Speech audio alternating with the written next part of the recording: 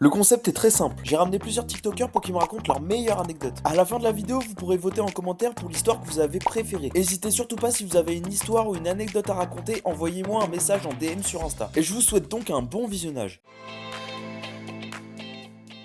Non mais oui, restauration, 3 ans et demi de restauration. Il s'est passé un paquet de dingueries, mais une des plus marrantes, c'est vrai que cette meuf-là, aïe aïe aïe aïe aïe aïe. C'était vraiment un couple qui arrive un soir où il y a pas grand monde en plus. Et ils arrivent, ils prennent une table pour deux. Le mec est hyper mignon, franchement, c'est-à-dire que c'est une brasserie, tu vois, il y a pas besoin d'en faire des caisses et tout, mais le mec, tu vois qu'il a vraiment envie de bien faire. Il lui tient la porte, il lui tire la chaise, t'es en mode frérot. Bonhomme. Solide, tu vois. La meuf tire une gueule, mais t'as l'impression, tu viens lui annoncer que sa sœur venait de canner. Vraiment, elle en avait rien à foutre. Elle était là, elle tirait la tronche, elle disait bonjour à personne. Je dis bonjour, messieurs, dames. Lui, il me dit bonjour, grand sourire, elle me regarde. C'est limite si elle me fait pas comme ça, là. Moi, je gère des clients, j'en ai de 150 par soir, j'en ai un petit peu rien à foutre, donc je les installe.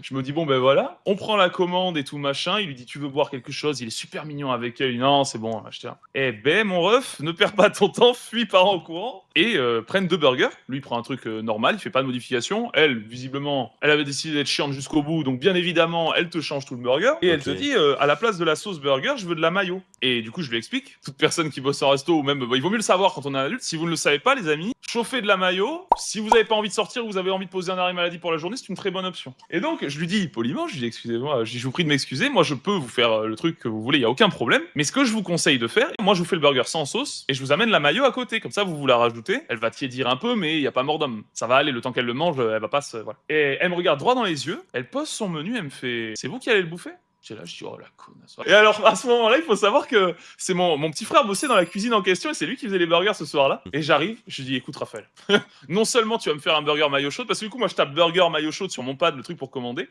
Ouais. Du coup, je rentre dans la cuisine, je me prends une insulte en mode espèce de gros con, tu vas l'envoyer aux chiottes pendant 3 quarts d'heure. Je dis, mais non seulement tu vas me faire un burger mayo chaude, mais tu vas le blinder comme never t'as blindé un burger, moi, mais vraiment. Il m'a dit, t'es sûr que ça me retombe pas dessus? Je dis, je prends tout, j'en ai rien à foutre. Je dis, même si je suis pas payé ce soir, j'en ai rien à foutre. Le truc qui sort du four, il ouvre le four, ça pue la mort. Je dis, mais comment on peut vouloir manger ça déjà? Bref, je lui amène et je dis, et je te jure, c'est vrai. Je pose le burger sur la table, elle me regarde, elle fait, bon, ben, vous voyez, c'était pas si compliqué, quand même. C'est quoi cette Je dis, non, mais grande meuf, gagole j'ai là? pété là, meuf, mais pourquoi tu défies comme ça? Bouffe ton burger, genre. J'ai dit, bah écoutez, bon appétit quand même, hein, sous-entendu, va quand même bien te faire foutre à l'occasion. Et j'arrive, je la regarde, il bouffe et tout. Elle mange un demi-burger, elle se lève assez vite quand même, et elle part aux toilettes. Et l'autre, elle est partie en se tenant comme as. Et là, je dis, bah c'est gagné, c'est juste complètement win en fait. Et là, je regarde ma montre, je dis, ok, il est 15, 5 minutes, 10 minutes, un quart d'heure. Et du coup, je le vois se lever et je dis, ça va monsieur? Il me dit, bah écoutez, je vais voir où est madame parce que j'ai l'impression qu'il y a un souci, ça fait 25 minutes qu'elle est aux toilettes. Et je le regarde en mode, eh oui. Il me fait, bah, je sais que vous l'aviez prévenu, mais bon, je pensais qu'elle avait l'habitude. Je dis, ah, ça, on peut pas avoir l'habitude. Je dis, ça, y a pas d'habitude à avoir. 3 quarts d'heure au total, hein. Elle est revenue, mais blanche, mais comme le mur derrière moi. J'en pouvais plus. Elle est partie se plaindre à mon patron, comme quoi je l'avais mal conseillé. Elle s'est fait rembourser le burger, je te jure que c'est vrai. J'étais mort de rire. Et le mec, il est venu me voir, il me dit, je suis désolé. Je lui dis, franchement, c'est moi qui suis désolé pour vous. Je dis, parce que moi, au moins, dans ma tête, j'étais en mode, moi, elle va partir, je la verrai plus, tu vois. Elle a défoncé. Ah oui, oui, par contre, elle a défoncé les chiottes. Je pensais que c'était un camionneur qui était passé. On dit, ouais, les mecs, machin, mais alors les chiottes des meufs, les amis, même combat. C'est quoi le top 3 des choses que t'as retrouvées dans les chiottes? Alors, déjà, mon troisième, c'est je vois un mec très bien, parce que tu vois les trucs que pour les gars, pour le coup, les trucs pour pisser, tu vois. Le truc est plein jusqu'à ras-bord, parce que t'as des mecs qui bourrent du papier toilette, du pain et tout dedans. T'en mode, frérot, lui, il va aux toilettes avec du pain, genre. Qu'est-ce que tu étais là?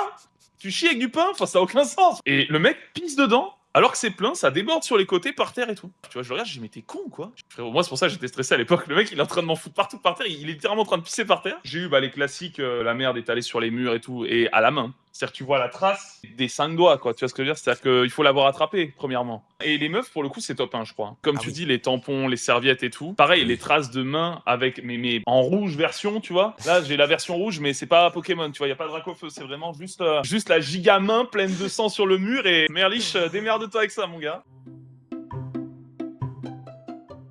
C'est que là, je n'ai pas dans ma tête, je me dis que laquelle je vais raconter. Je sais pas si t'as vu celle du lance-flamme, celle que j'avais racontée. Je crois pas celle du lance-flamme, non, je crois pas, je l'ai pas eu, non. Ouh, Non, bah, je l'ai je vais la pas vu, non. raconter. Raconte-moi ta meilleure anecdote. Faut que tu prennes un petit verre d'eau et écoute.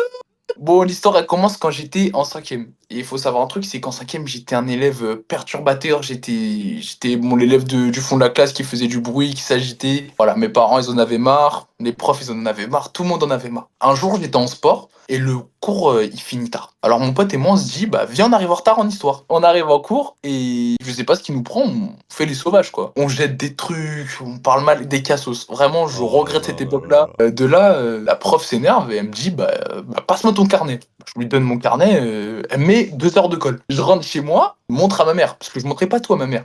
Mais là, je montre à ma mère et ma mère là, elle pète un câble. Elle me dit: «On en a marre là, avec ton père, on en a marre» et elle pète un câble. Et mon père, le lendemain, il me dépose au collège. Je suis en cours de physique-chimie et mon pote avec qui j'étais arrivé en retard, d'un coup, il met une claque derrière la tête. Moi, je me retourne vers lui: Moi, tu me mets pas ça, moi, tu me le mets pas».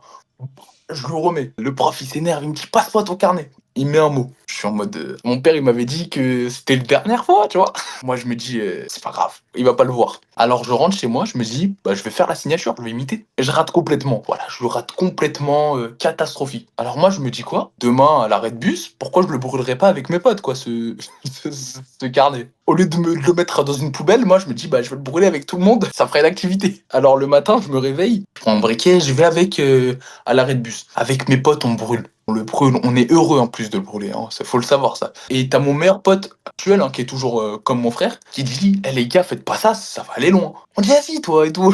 On continue. Il était visionnaire, hein. Je veux savoir pourquoi, parce que quand je rentre au collège, t'as un de mes potes, il me dit: «Bah, Ok. passe-moi ton briquet». Moi je me dis: «Bah, excellent». Tu vois, il prend le briquet, j'ai plus le briquet sur moi, j'ai rien à voir avec cette histoire. La récré du matin elle passe, et là on arrive au midi. Il faut savoir un truc, c'est qu'il y a un mec qui s'appelle Raphaël, qui avait un déo. Mais un déo plus un briquet. Qu'est-ce que ça fait? Vous avez tous compris. Alors nous, comme des gogoles, on fait ça. Et il faut savoir un truc, c'est que dans mon collège, on aimait bien faire un truc. On faisait des attroupements. On faisait ouh des sauvages. Et faut savoir un truc, c'est que les surveillantes, elles aimaient pas notre groupe de potes. On va l'appeler Magali. Magali, elle s'énerve. Et elle sait pas pourquoi elle s'énerve, tu vois. Elle s'énerve parce qu'il y a un attroupement, elle, à la base. Elle voit pas ce qui s'est passé. Moi, je vois ça. Je vois que ça commence à puer. Et je pars à la cantine. Et t'as mon pote Chris, je le vois en train de manger, tranquillement. Et je lui dis: frérot, c'est comment là l'histoire? Il dit: t'inquiète, on a tout mis sur le dos de Youssef. Youssef a rien à voir dans cette histoire à la base, hein. De A à Z, il a rien à voir. Mais juste que tout D'accord. le monde a tout mis sur lui. Moi, je suis en mode c'est carré, tu vois. Et là, t'as Youssef qui vient me voir et qui me dit: ouais, Sofiane, dis-leur que c'est à toi le briquet, dis-leur que c'est à toi le briquet. Le briquet? Quel briquet? Moi, je joue la carte de rien à voir avec ça, moi, tu me mets pas dedans, je vais dans la récréation. Et là, d'un coup, t'as mon pote qui s'appelle Hamza qui va aux toilettes. Alors, je vais le voir et je lui dis: bah, c'est comment? Il me dit: bah, Sofiane, on a tout mis sur Youssef, t'inquiète pas, genre, c'est géré. Magali, hein, la surveillante, elle voit que je parle avec Hamza. Elle me dit mot pour mot: moi, je sais que t'as quelque chose à avoir dedans, toi. Sofiane, je sais que t'as quelque chose à avoir dedans. Elle avait le flair. Elle a dit: toi, Hmm. c'est pas normal que t'aies rien à voir dedans, c'est pas normal. Alors, tu vas venir avec moi dans le bureau de la CPE. Alors, le bureau de la CPE, faut savoir comment il est. Là, t'as le bureau de la CPE, et là, ça fait comme un carré, un grand carré. Il y avait une personne là, une personne là, une personne là, une personne là, une personne là, une personne là. On était 8 au moins dans le couloir. Tout le monde avait peur. Genre, tout le monde avait peur de l'exclusion définitive. Alors, ça pleurait, de temps en temps, ça rigolait. Moi, j'étais de ceux qui pleuraient et qui rigolaient en même temps. Voilà, moi, je suis quelqu'un, je ne sais pas gérer mes émotions. La CPE, elle me dit: bah, Sofiane, viens dans mon bureau, tu vas rédiger un rapport. Moi, je dis: bah, j'étais pas là. Je vais en Ok. copie blanche. Fallait pas balancer, sinon c'était la honte. Ah. Donc, moi, je retourne dans le couloir. J'attends dans le couloir et tout. Je pleure et je rigole en même temps, encore une fois. Et là, il y avait Magali qui nous surveillait, qui était au milieu du couloir. Bon, on la vannait un peu elle aussi. Et tout le monde la vannait. Genre, Oh, ça se faisait pas. On était en la pauvre tort. Magali. Et tout le monde la vannait. Elle pète un câble. Elle dit: tu vas dans le bureau du principal tout de suite. Et je vais dans le bureau du principal et il est pas là. Du coup, je me pose au secrétariat. J'attends comme ça. Je me dis: oh là là, imagine, il me balance. Imagine, il me balance. Je fais comment? Et je me dis: non, tranquille, j'ai confiance en eux. Tout d'un coup, il y a le principal adjoint qui me déteste, qui me détestait et que je déteste aussi, c'est réciproque, et qui vient me voir et qui me dit: t'as quoi toi, t'es qui? Je dis: bah, je sais pas, il y a une histoire, ils m'ont mêlé dedans, j'ai rien à voir dedans. Il me dit: bah, il est où ton carnet? Je dis: ah, mon carnet? Je dis: bah, je l'ai oublié chez moi aujourd'hui. Il m'a dit: ah, ok, d'accord. Il part. De 14h jusqu'à 16h, je suis dans le bureau. J'attends. À 16h pile, il y a le principal adjoint qui vient me voir et qui me dit: ouais, il est où ton carnet à toi? Je dis: bah, je l'ai oublié chez moi.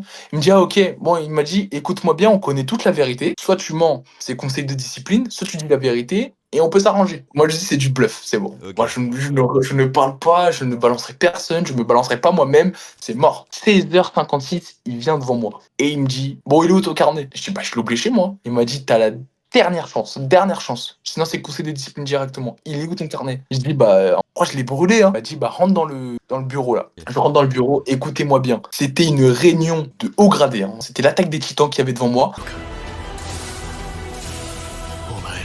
CPE, principal adjoint, haut de CPE, 2 surveillantes. Toute la terre que pour moi. Et ils se foutaient tous de ma gueule. Genre vraiment, ils se fichaient de moi. Ils me vannaient de A à Z. Ils disaient, ah, la honte, la honte, la honte, il s'est fait balancer, la honte, la honte. Il n'y a pas de blague, hein. C'était vraiment de l'harcèlement pur et dur. J'ai la feuille devant moi. Et moi, je me dis, je ne sais pas qui m'a balancé. Du coup, je vais pas balancer au hasard parce que ce serait bas, tu vois. Je me dis, je peux pas balancer. Copie blanche et je pars. Et j'avais un peu l'alarme, tu vois. J'avais l'alarme de la haine. Je rentre chez moi. Le problème, là, il y a les Avengers chez moi. Du coup, je rentre chez moi. Et là, c'est ma sœur. Ma sœur, elle me voit que j'étais triste. Elle me dit, il se passe quoi? Je lui dis, bah, je vais peut-être me faire exclure. Il s'est passé quoi? Non, t'inquiète pas et tout, viens me parler, t'inquiète pas et tout, nan. Je dis, j'ai brûlé mon carnet. Et là, ma sœur, elle me dit, tu me dégoûtes. Là, j'ai senti toute la déception du monde sur moi. Je me suis fait tuer de partout. Ma mère, mon père, mes sœurs, même mes tantes, hein. Tout le monde s'est mis sur moi. Moi, ce que je veux savoir, le daron, il t'a dit quoi? Parce que c'est lui qui t'attendait de base. Le daron, il m'a dit quoi? Il m'a dit, toi, tu vas changer. Voilà, il m'a dit, je te laisse pas le choix de changer. Je m'excuse envers mes parents et je remercie mes parents aussi.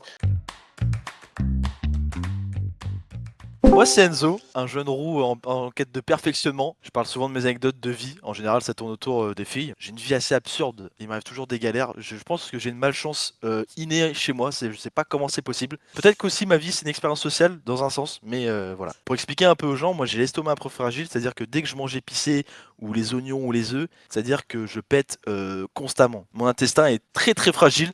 Je sais pas pourquoi d'ailleurs. C'est une maladie chez moi. Et donc une fois, je mange chili con carne. Donc il y a des haricots pour ceux qui connaissent un peu le chili con carne. Et donc je suis en soirée avec ma meuf et sa famille, du coup aujourd'hui mon ex. On mange tranquillement et puis je mange bien parce que je suis aussi un gros gourmand. Au moins 2 assiettes faciles. Sachant déjà que t'avais ce problème-là. J'ai des problèmes et je combats pas ces problèmes. C'est-à-dire je fais pas tout pour les éviter. Moi c'est la bouffe avant tout, le plaisir. Et tant pis pour les dommages collatéraux. Donc fin de soirée, on est tranquille. On part se coucher avec ma meuf. Bon, on fait ce que de jeunes adolescents font. On fait nos bails. Et à la fin, je sens que j'ai un peu mal au ventre. Même tout le long de l'acte, j'avais un peu mal au ventre, une petite barre au ventre. Donc je me dis, bah il y a quelque chose qui va sortir un jour ou l'autre. Sauf que j'ose pas y aller aux toilettes parce que bah je suis pas chez moi. Et si je défouraille les chiottes, bah là on est très très mal.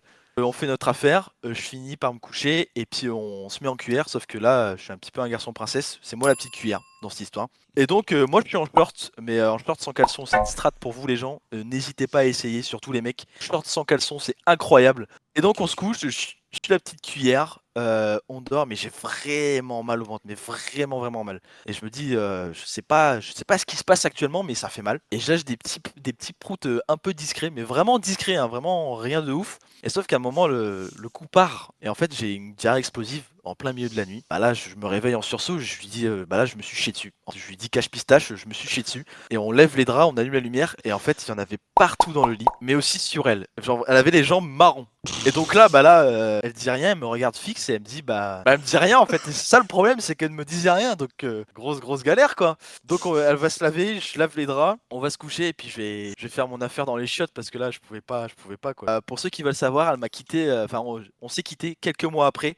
Je pense que ça a penché dans la balance, mais je suis pas encore trop sûr. Mais je pensais pas que ça allait partir si vite, et surtout que j'avais un short, donc je me suis dit, je suis protégé au pire.